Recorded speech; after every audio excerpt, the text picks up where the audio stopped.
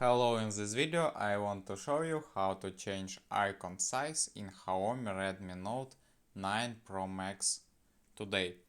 And first you need to open your setting on our device and then scroll down. Find the home screen, select it. Here scroll down again and find the icon size.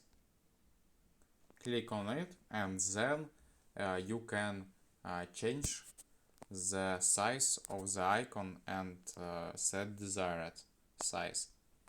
For example, using the slider, you can change icon size.